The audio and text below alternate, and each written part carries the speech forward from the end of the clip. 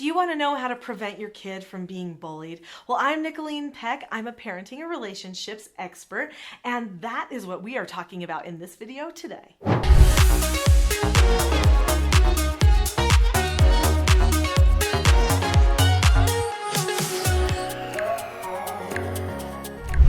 Let's talk about this. There are ways to prevent your child from being bullied, whether they've been bullied before or whether you're just going, I don't want my child to ever be bullied. I want them to have the kind of strength so that that's not an issue for them. All the things we're talking about today will apply to either one of those scenarios, so let's get started. The key difference from helping a child before they've been bullied and after they've had some bullying already occur is that before a child ever gets bullied, they need to have confidence and they need to have strength, when after a child has already been bullied, they need more skills. In fact, both sides need skills, but the child who's already been bullied before has got to have something really concrete to hold on to, and that's where your skills come in. So we're going to be talking about some of those skills and how to create that additional strength and confidence in this video today. The first tip that I have for you today might actually surprise you.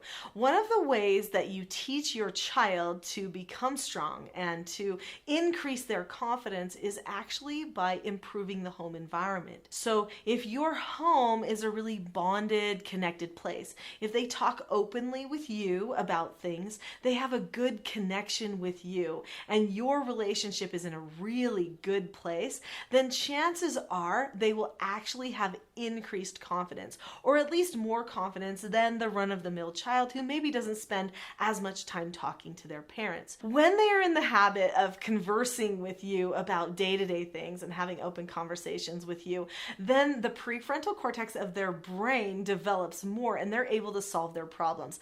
The increased ability to solve problems will increase their confidence and make them an unlikely target for a bully. So that's super important. Now, if your child has already been bullied before, they still need this bonding time with you. It's important for you to develop open conversation with them and for you to teach them how to mature. Did you know that when a child is maturing or a child feels more mature, then a bully will usually leave them alone? In fact, what the bully does not want is someone to see through what they're doing. So we can prepare our children to see through what the bully is doing very easily. Before I get to my next points, I just want to ask you a question. Have you noticed any change in the bully culture that we have right now in our society? I feel like there's definitely been some changes. Maybe you have too. What are you seeing? More bullies, less bullying?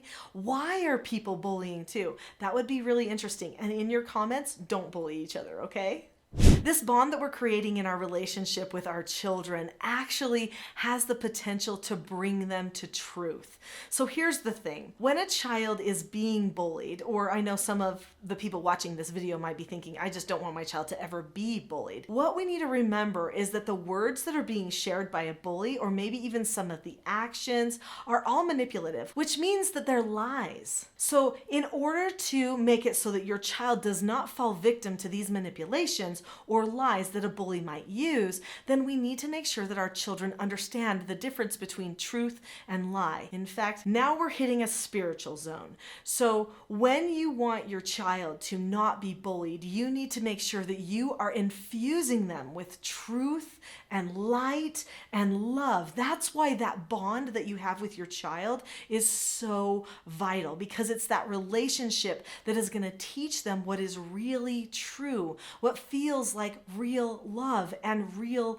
light. And that's what they need in order to be able to expose the lies that a bully might push at them. So your child needs to know what it feels like when they hear a truth or they experience a truth, and what it feels like when they experience a lie. Oftentimes the children that are bullied are believing something that the bully is saying. Maybe they believe the bully will do mean things to them. Maybe they believe that what the bully is saying to them about, how nobody likes them or whatever it is that they're making up. But if they know what a truth feels like and what a lie feels like, and that has to be taught by you, and hopefully you've got that spirit of light with you, and you can show them examples of truth versus lie as you go throughout your daily life. Then they won't fall victim to those lies of the bully.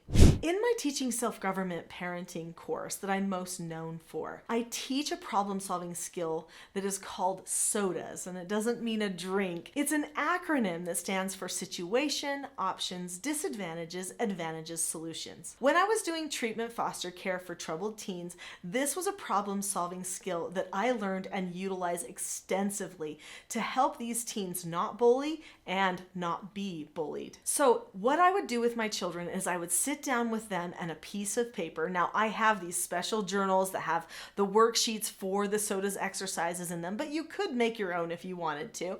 And basically you write situation. The parent puts the situation. It must be open-ended, which means that no decision was made at the end of the situation. The decision has to come in the next step, which is the option step. So then the person comes up with options. There can be many options. Usually there are at least 3 options for how to handle a situation. Then comes the disadvantages to each one of those options. Even the right choice has disadvantages. Then there are the advantages to each one of those right and wrong choices as well. There are advantages to a wrong choice. That's why a person makes a wrong choice. Then there is the solution. The child fills out the entire sheet either with you or on their own, and then you discuss their solutions and the thought patterns. So you could use this problem-solving exercise to help a child so that they don't fall victim to bullying, or if some bullying has already occurred before that they don't want to have again. So what you would do is you would make a situation like, somebody tells me that nobody likes me and that I should do whatever they want. Now, what are my options? Either I say okay and I do whatever they want and I believe them, or I question whether they're telling me is true or not. And I tell myself a truth that no, people do like me because I have this friend and they're not in charge of me. Or maybe a third option would be I disagree appropriately with that person. That's another skill that you're going to teach a person how to do. It's a really powerful, motivating self-government skill. Then they're going to list all the disadvantages, advantages, and what solution that they pick. These problem-solving exercises not only help develop the prefrontal cortex of the brain, but they help the child develop in maturity as well. And they help a child know how to solve their problems before the problems are even present. When a person is preparing not to be bullied, they need to practice going through a scenario in their head again and again of not being bullied, especially if they've already had some experiences with bullying occur. I know that bullying can seem overwhelming and we're all afraid that it's going to happen to our loved one, but we don't need to worry if we get them prepared. If you enjoyed this video about preparation, I know that you'll really enjoy my next class, which is called The Expectation Trap versus the Cycle for Success. In fact, there's some key principles that I share in that class that might help you understand the skills of self-government and that you can apply to the bullying training that you are doing so that you can help your child stay free from bullying forever.